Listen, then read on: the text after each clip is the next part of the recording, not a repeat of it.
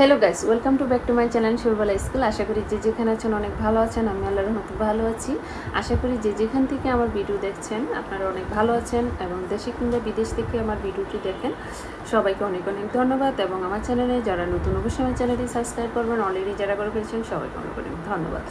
Guys আজকে যে বিষয় নিয়ে কথা বলবো, যে আমি একটা ছোট্ট একটা ভিডিওতে মানে দিয়েছিলাম, তারপর আমাকে প্রশ্ন করছে যে আপু বিয়ের পর কি জজ হওয়া যায় কি না, আর এলএলএমটা কত বছরে।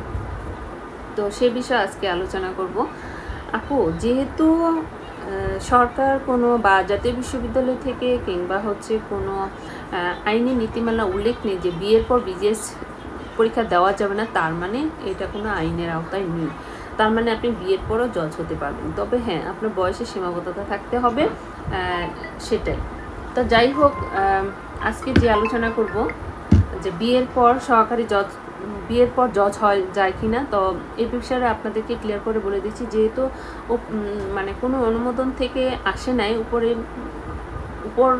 উপরে আইনের বা হচ্ছে কোনো বিশ্ববিদ্যালয় থেকে কিংবা হচ্ছে সরকারি নীতিমালা থেকে যেহেতু এখনও কোনো নির্ধারণ হয় না যে বিয়ের পর জজ হওয়া যাবে না, তার মানে হচ্ছে আপনি হতে পারবেন, সহকারী জজ হওয়া যাবে, আপনি বিজিএস পরীক্ষা দিতে পারবেন, মেরিট হলেও দিতে পারবেন, কোনো সমস্যা নেই। তো আশা করি আমার আনসারটুকু আপনি বুঝতে পেরেছেন। আর আরেকজন হচ্ছে লিখেছেন যে আপু এলএলএম কত বছরের হয়। এলএলএমটা 1 বছরের হয়।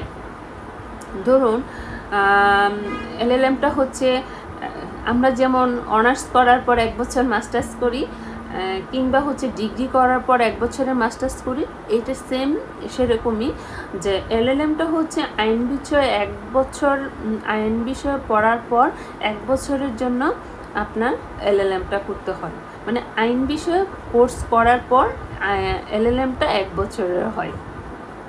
গাইস তাহলে আপনারা বুঝতে পারছেন যে এলএলএম কত বছর হয়, 1 বছর হয়। আর একটা কোশ্চেনের আনসার দিই, সেটা হচ্ছে যে আপনি যদি আইন বিষয় পড়তে চান তাহলে কোন সাবজেক্টে পড়াশোনা করতে হবে। এখানে কোনো উল্লেখ নেই যে কোন সাবজেক্টে পড়াশোনা করতে হবে।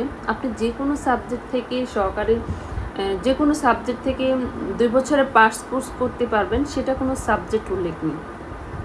আপনি যে কোনো সাবজেক্ট থেকে, ধরেন আমরা অনার্সে তো অনেকগুলো সাবজেক্ট থাকে, আবার ডিগ্রি তো কোনো সাবজেক্ট থাকে না, ডিগ্রি তো ডিগ্রি করেও আপনি এলএলবি পাস কোর্স করতে পারবেন। তেমনি অনার্স কমপ্লিট করে যে কোনো সাবজেক্ট করেও আপনি এলএলবি পাস কোর্সটা করতে পারবেন, সেখানে কোনো সাবজেক্টে নির্ধারিত নেই।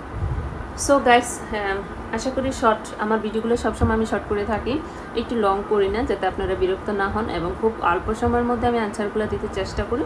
আশা করি আমার ভিডিওটি আপনাদের ভালো লেগেছে। যদি ভালো লাগে অবশ্যই চ্যানেলটি সাবস্ক্রাইব করবেন, অলরেডি যারা করে ফেলেছেন সবাইকে অনেক অনেক ধন্যবাদ। আল্লাহ হাফেজ।